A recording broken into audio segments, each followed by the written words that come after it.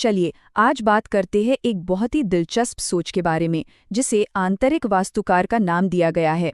यह इस आइडिया पर आधारित है कि हमारी दुनिया असल में हमारे अंदर से ही बनती है। तो सीधे मुद्दे पर आते हैं।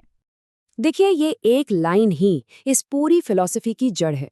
ये एक बहुत बड़ा आइडिया है कि हमारी बाहरी दुनिया, हमारे आसपास जो कुछ भी हो रहा है, वो असल में हमारे अंदरूनी विचारों का ही आईना है। ये कोई किस्मत या इत्तेफाक का खेल नहीं है। हर चीज की शुरुआत हमारे मन से होती है। तो सवाल ये है कि ये आइडिया काम कैसे करता है। इसे समझने के लिए हमें सबसे पहले मन को एक बगीचे की तरह देखना होगा। यही इसका मेन सिद्धांत है। इसे ऐसे समझिए, हमारे पास एक चॉइस है। या तो हम अपने मन के बगीचे में सोच समझकर अच्छे विचारों के बीज बोएं, या फिर उसे ऐसे ही छोड़ दें। और अगर हम कुछ नहीं करते तो क्या होता है? जाहिर है, जंगल उग जाता है, जंगली पौधे अपने आप निकल आते हैं। और यहाँ पर फर्क बिल्कुल साफ है। एक तरफ हैं काम के बीज, जैसे कि कोई मकसद, फोकस और समृद्धि के विचार, और दूसरी तरफ है ये बेकार की खरपतवार, शक, आलस और डर। अगर हम जानबूझकर अच्छे बीज नहीं बोएंगे तो ये खरपतवार तो अपने आप ही जगह घेर लेगी। चॉइस पूरी तरह से हमारी है। अब मजे की बात यह है कि ये प्रोसेस काम कैसे करता है। हर चीज एक विचार यानी एक बीज से शुरू होती है। वही विचार हमें कोई काम करने पर मजबूर करता है। जब वो काम बार बार होता है तो वो आदत बन जाता है, और आखिर में हमारी आदतें ही हमारी परिस्थितियां बन जाती हैं, मतलब हमारी फसल। तो अगर फसल बदलनी है तो शुरुआत बीज से ही करनी होगी। और यही तो फसल का नियम है। हमें सिर्फ चाहने भर से कुछ नहीं मिलता। हमारी बाहरी दुनिया हमारे अंदर के स्वरूप का ही नतीजा है।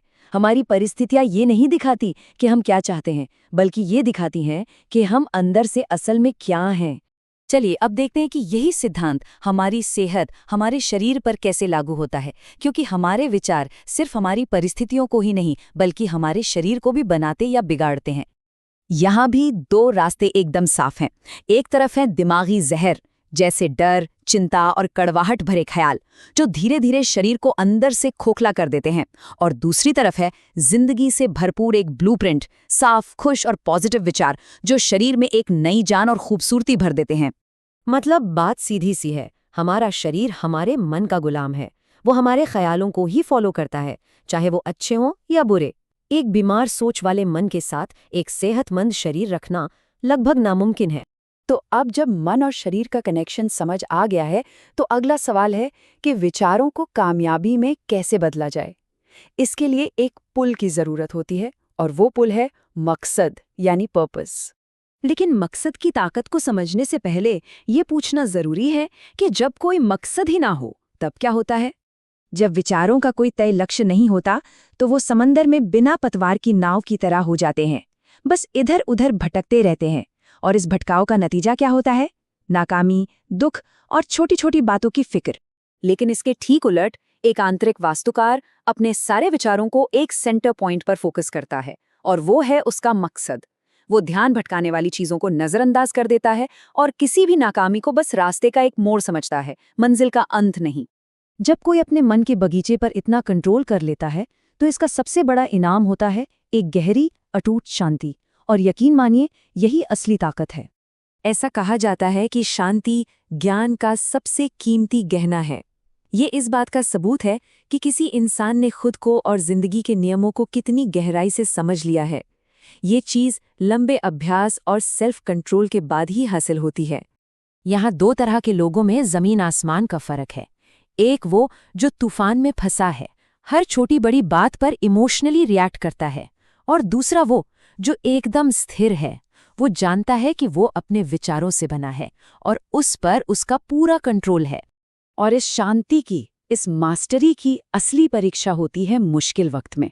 जब चारों तरफ उथल-पुथल मची हो, तब भी आंतरिक वास्तुकार अंदर से शांत रहता है।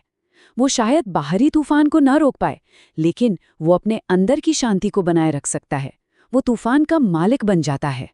तो चलिए, आखिर में इन दोनों माइंडसेट को, एक विक्टिम यानी पीड़ित और दूसरा आर्किटेक्ट यानी वास्तुकार, आमने सामने रखकर देखते हैं। ये एक तरह का मैप है जो दिखाता है कि एक से दूसरे में कैसे बदला जा सकता है। ये टेबल अपने आप में सब कुछ कह देती है। पीड़ित मानसिकता वाला हमेशा बाहर दोष ढूंढता है, किस्मत खराब है, हालात ठीक नहीं है, जबकि वास्तुकार अंदर देखता है। पीड़ित उन चीजों पर फोकस करता है जो उसे नहीं चाहिए, जबकि वास्तुकार अपने लक्ष्य पर लेजर की तरह टिका रहता है। एक हर बात पर रिएक्ट करता है, दूसरा शांत रहता है। ये सोच का एक बुनियादी फर्क है। और इस पूरी फिलॉसफी को अपनी जिंदगी में उतारने के लिए ये एक बहुत ही पावरफुल डेली एफर्मेशन है। ये हमें हर दिन याद दिलाता है कि हमारी जिंदगी की भागदौड़ हमारे ही हाथ में है, बीज बोने से लेकर फसल काटने तक सब कुछ। और आखिर में ये सवाल हम सब के लिए है, आज हम अपने मन के बगीचे में कौन से बीज बोने वाले हैं? क्योंकि जो आज बोया जाएगा, कल की फसल वही बनेगी।